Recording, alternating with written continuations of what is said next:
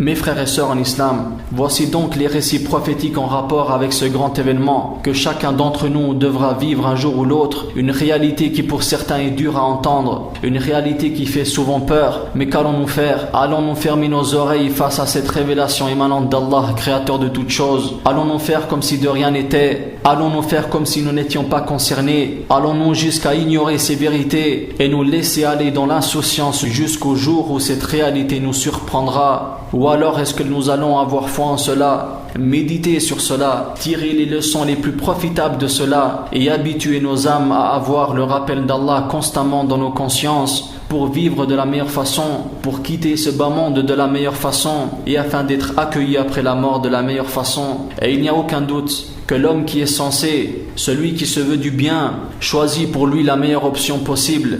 Profitons alors du fait que nous avons encore la possibilité d'œuvrer en bien, car dans le cas contraire, les regrets c'est tout ce qu'on héritera. Médite sur la parole d'Allah Ta'ala. وَتَرَى الظَّالِمِينَ لَمَّا رَأَوُا الْعَذَابَ يَقُولُونَ هَلْ إِلَى مَرَدٍ مِّن سَبِيلٍ. Et tu verras les injustes dire, en voyant le châtiment, y a-t-il un moyen de revenir sur terre? Un homme parmi nos salafs, parmi nos pieux prédécesseurs, voulut exhorter une personne. Alors il l'emmena au cimetière et lui dit: أرأيت يا هذا لو كنت مكان هؤلاء فماذا تتمنى? Ô un tel, vois-tu si tu étais à la place de ces gens enterrés, qu'aurais-tu souhaité à ce moment-là? قال أتمنى أن أعود إلى الحياة الدنيا ثانية لأعمل صالحا غير الذي كنت أعمل. L'homme lui répond: j'aurais souhaité revenir sur terre une seconde fois afin d'accomplir des bonnes œuvres en dehors de ce que je faisais. قال يا هذا أنت الآن فيما تتمنى.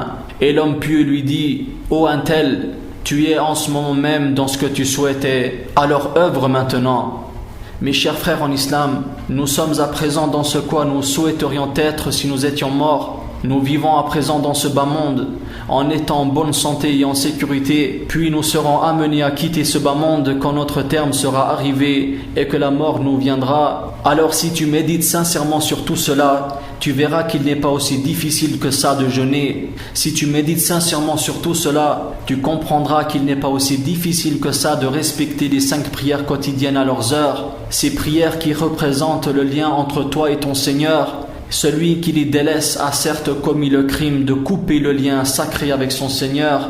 Mon frère en islam, par Allah ton Seigneur, lorsque tu lis ou que tu entends ces textes divins, ces paroles contenant la révélation de celui qui a créé toutes choses, celui qui possède la science sur toutes choses, celui qui connaît le passé, qui connaît le présent et qui connaît le futur, celui qui sait ce qui se passe aux cieux, qui sait ce qui se passe sur terre et qui sait ce qui se passe en dessous de la terre. Après tous ces textes authentiques, n'est-il pas venu le temps aux croyants de délaisser la paresse, de s'éloigner de l'insouciance et du fainéantisme, de se réveiller de ce sommeil qui prive l'homme de sa réussite, lorsque tu sais que bientôt tu devras délaisser toute ta richesse, que tu devras t'éloigner de ceux que tu aimes, que tu devras délaisser ce bas monde avec tout ce qu'il contient et que tu n'emporteras plus rien qui te soit profitable, si ce n'est cet acte d'adoration que tu as fait uniquement pour la face de ton Seigneur, cette prière que tu as faite en commun, ou cette prosternation que tu as fait à un moment où personne ne te voyait, ce jeûne que tu as fait ce jour d'été, cette assise de science dans laquelle tu étais présent, désirant par cela uniquement la face de ton Seigneur. N'est-il donc pas venu le temps pour le croyant qui entend ces vérités de revenir repentant à son Seigneur Allah? Et sache mon frère en iman que seules les bonnes œuvres que tu as accomplies en vue de plaire à ton Créateur Allah te seront bénéfiques dans la tombe. Elles seront pour toi une consolation en ce jour de solitude, en ce jour où rien d'autre ne te sera plus profitable. Médite cette parole du messager de Dieu Muhammad sallallahu alayhi wa sallam: Yatba'ul mayyita thalatha.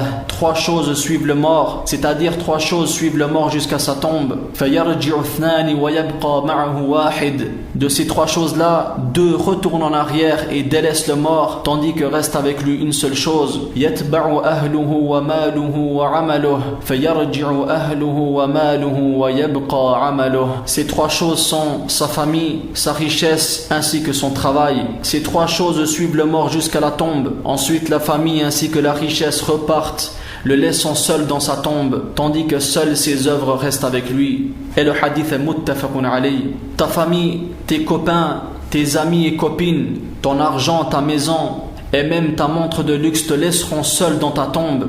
Et rien ne te sera plus profitable à ce moment-là que ces actes d'adoration que tu as fait uniquement pour la face de ton Seigneur le noble.